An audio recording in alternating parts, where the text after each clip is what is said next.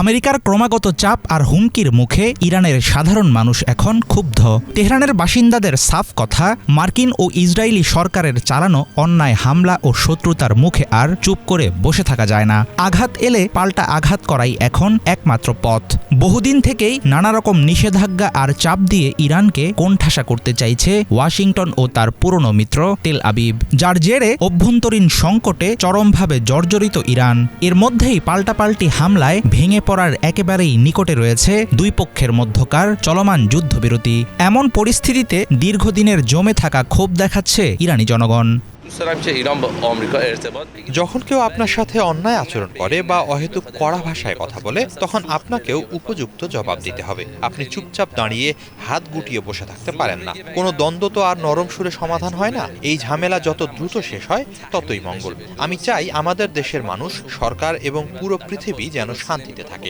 আমেরিকার সাথে ইরানের সম্পর্ক থাকুক, আমি সেটা অবশ্যই চাই, কিন্তু ইরানের স্বার্থ ক্ষুণ্ণ হবে কিংবা অন্য পক্ষ গায়ের জোর খাটিয়ে আমাদের ওপর কোনো সিদ্ধান্ত চাপিয়ে দেবে আর বাধ্য হয়ে সেটা মেনে নিতে হবে, এমন শর্তে সম্পর্ক হবে না।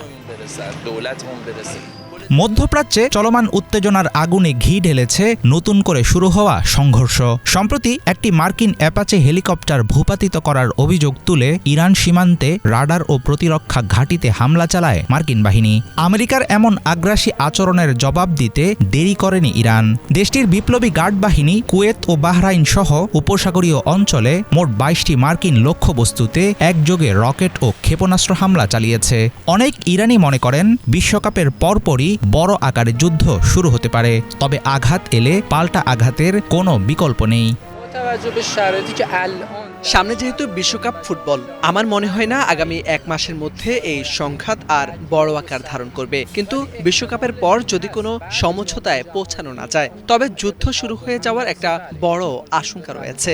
আমাদের জবাবটা হওয়া উচিত সমানে সমান। আঘাত এলে পাল্টা আঘাত করতে হবে। সবকিছুর পরেও তারা যদি যুদ্ধের পথ পরিহার করে আলোচনার টেবিলে ফিরে আসে, আমার মতে সেটাই হবে উভয় পক্ষের জন্য সবচেয়ে উত্তম সিদ্ধান্ত। গত এপ্রিলের যুদ্ধবিরতির পর ইরান ও আমেরিকার মধ্যে এবারের সংঘর্ষই সবচেয়ে বড় ও ভয়াবহ। এই পাল্টাপাল্টি হামলা একটি সাময়িক যুদ্ধবিরতিকেই ধ্বংস করেনি, একই সঙ্গে চলমান আলোচনাকেও ফেলেছে হুমকির মুখে। বিশ্লেষকেরা বলছেন, কখনো যুদ্ধের হুমকি, কখনো সমঝোতার আলাপ। প্রেসিডেন্ট ট্রাম্পের এমন স্ববিরোধী অবস্থান নস্যাৎ করে দিচ্ছে টেকসই শান্তি চুক্তির সকল সম্ভাবনা। হাফিজুল ইসলাম, বাংলা ভিশন।